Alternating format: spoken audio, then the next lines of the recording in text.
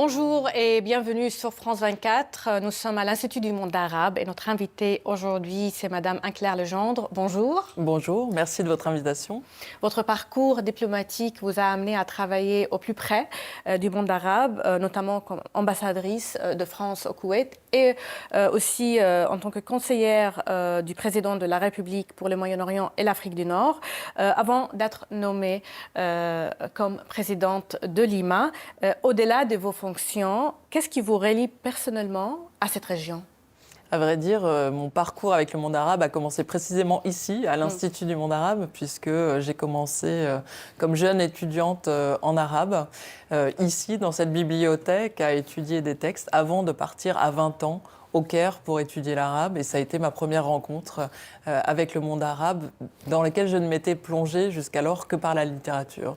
Et puis ensuite, c'est cet amour de la langue, de la littérature qui m'a amenée à me diriger vers la diplomatie française. Et ensuite, pendant près de 20 ans, depuis le Yémen où j'ai exercé mes premières années à l'ambassade de France au Yémen jusqu'à tout récemment à l'Élysée auprès du président de la République. Ce sont 20 ans de carrière dédiés presque entièrement aux crises du Moyen-Orient, à nos relations bilatérales avec tous les pays arabes. Et donc c'est pour moi un grand amour de cette langue et puis évidemment énormément d'amitié et de contacts diplomatiques noués à travers toutes ces années. Et aujourd'hui, vous êtes de retour à l'IMA qui est profondément marquée par la longue présidence de M. Jack Lang. Cet héritage est-il aujourd'hui un atout, un poids? Et qu'avez-vous concrètement changé depuis votre arrivée? Alors, le président Jack Lang, vous savez, a occupé des longues années la présidence de cette institution et je crois qu'il l'a marqué par une remarquable activité qui a donné à cette institution un rayonnement à la fois sur la place parisienne, qui est devenue vraiment rayonnante au regard de toute une série d'expositions qui a attiré un très grand public, mais aussi à l'international, où ces expositions ont ensuite trouvé des itinérances, que ce soit au Liban, à Tunis, en Algérie. Donc il y a eu une très belle activité au long de ces années. Je crois qu'aujourd'hui, on aborde l'année prochaine les 40 années de cette institution. Et donc, le mandat qui m'est donné, c'est finalement de donner un nouvel élan à cette institution, 40 ans après sa naissance, pour trouver des nouvelles voies d'action. Donc évidemment, je viens d'arriver. Nous avons travaillé déjà avec les équipes à commencer à définir un nouveau projet. Et pour moi, je crois que ce nouveau projet doit se tourner résolument vers la jeunesse française, je crois, qui est aussi en attente de réponses, qui a toute une série de questions sur le monde arabe, sur le lien entre la France, le monde arabe, sur aussi un héritage et une part d'arabité qui est profondément inscrite dans l'histoire de France. Et puis ensuite vers un monde arabe qui a aussi beaucoup changé, à la fois à travers toute une série de crises dont malheureusement nous sommes encore en plein cœur à l'heure actuelle, mais aussi à travers toute une série d'évolutions et notamment de la scène culturelle qui, je crois, est aujourd'hui plus que jamais effervescente dans cette partie du monde et qu'il importe de pouvoir montrer à la France, mais aussi à toute l'Europe, je crois, puisque l'Institut du monde arabe est une institution unique en Europe. Et ça reflète aussi le monde arabe d'aujourd'hui et l'exposition Byblos qui a été inaugurée il y a quelques jours par le président de la République, qui a été aussi pensée avant même les récents événements. Qu'est-ce qu'elle résonne aujourd'hui au regard de la situation au Liban et quel message souhaitez-vous transmettre ? Cette exposition, nous avons eu, comme vous le savez, beaucoup de difficultés à la monter puisqu'elle était prévue en 2024. Elle a été suspendue une première fois du fait du conflit de 2023-2024 entre Israël et le Hezbollah. Et donc, elle a déjà été confrontée finalement aux troubles géopolitiques et aux conflits dans la région. Et finalement, à la suite du cessez-le-feu au Liban, nous avions décidé de la reprendre puisque elle montre une partie de l'histoire du Liban qui témoigne de l'inscription extraordinairement profonde dans l'histoire du Liban comme à la fois lieu de création, d'innovation, de savoir pour l'ensemble des espaces autour. Et à l'époque, la Perse et l'Égypte pharaonique notamment. Et donc cette exposition, elle est importante aujourd'hui, elle est particulièrement importante dans le contexte du conflit régional et évidemment de la guerre qui est aujourd'hui en cours au Liban notamment, mais pas seulement, au Liban particulièrement puisqu'il y a eu évidemment une attaque déclenchée par le Hezbollah et ensuite maintenant des représailles massives contre le territoire libanais avec des bombardements qui ont fait un très grand nombre de victimes civiles libanaises, mais aussi maintenant une menace d'offensive terrestre sur le Liban. Et tout cela vient évidemment toucher d'abord les populations civiles, mais touche aussi leur histoire, touche aussi leur héritage. Et je crois que cette exposition, elle dit qu'il faut lutter contre toutes les logiques d'effacement et que la culture est essentielle pour lutter contre ces logiques de conflictualisation et d'effacement et que nous avons tous, nous, une responsabilité parce que ce patrimoine, il est évidemment libanais, mais c'est aussi le patrimoine de l'humanité.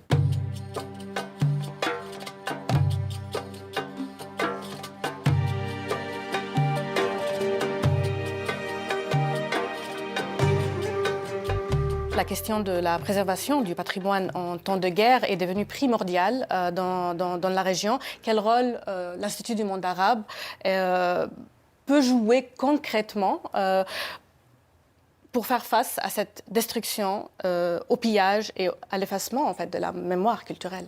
Eh bien, concrètement, il faut la montrer. C'est ce que nous faisons aujourd'hui avec Byblos. Et nous allons au-delà puisque nous avons annoncé avec l'AFD, avec ALIF, qui est une organisation en charge précisément de la préservation, de la reconstruction des patrimoines menacés par les conflits, de créer un fonds de soutien au patrimoine libanais et qui aura pour fonction de se cibler sur 2 endroits plus particulièrement menacés. Donc Byblos, dont on a parlé et dont on parle aujourd'hui à Paris, mais également Tyr, dont vous savez qu'il a été malheureusement visé par des bombardements et des frappes extrêmement proches d'un site qui est pourtant sur le patrimoine, sur la liste du patrimoine mondial de l'humanité.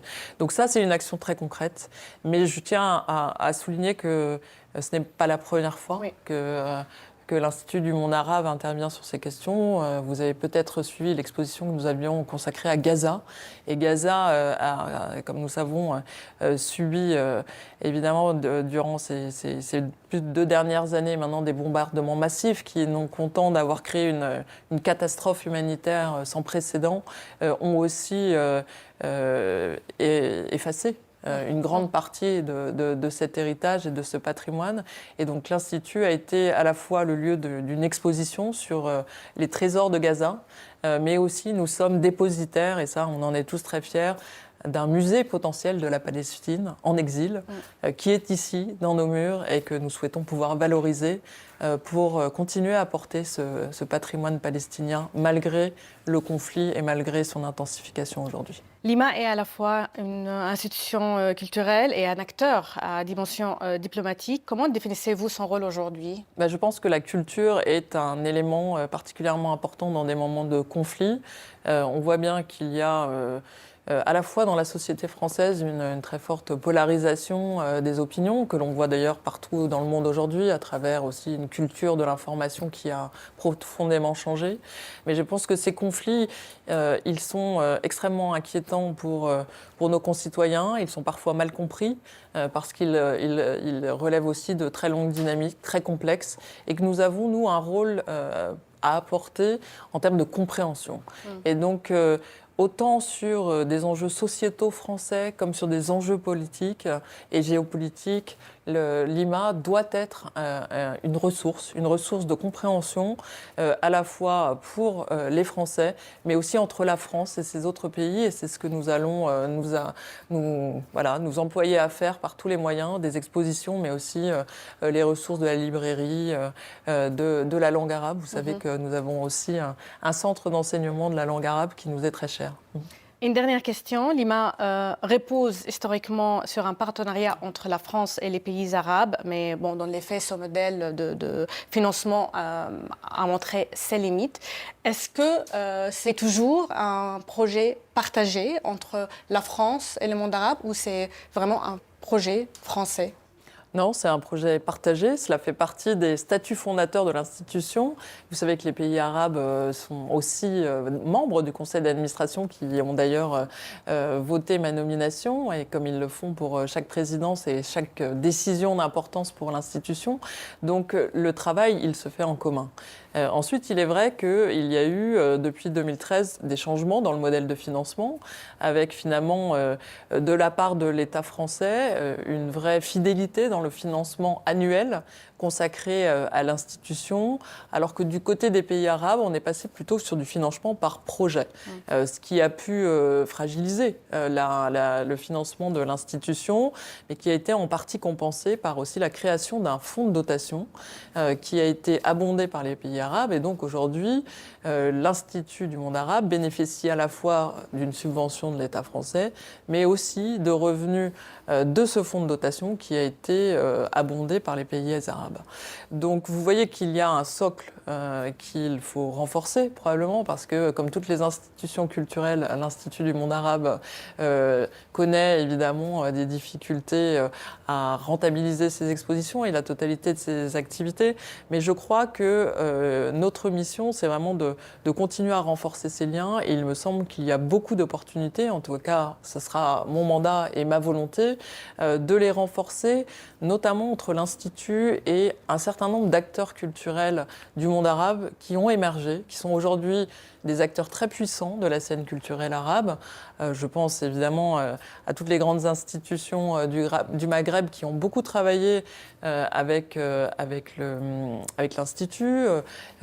Côté Liban, on connaît bien aussi les grands acteurs, mais ces dernières années ont émergé de très grands acteurs dans le Golfe, que ce soit au Qatar, aux Émirats arabes unis ou en Arabie saoudite, et qui sont des partenaires naturels de l'Institut du monde arabe. Donc c'est là-dessus que je crois que nous avons toute une piste d'action à explorer, et que cela constitue de formidables opportunités de travail en commun. Anne-Claire Legendre, merci beaucoup. Merci à vous. Et merci à vous. Restez sur France 24.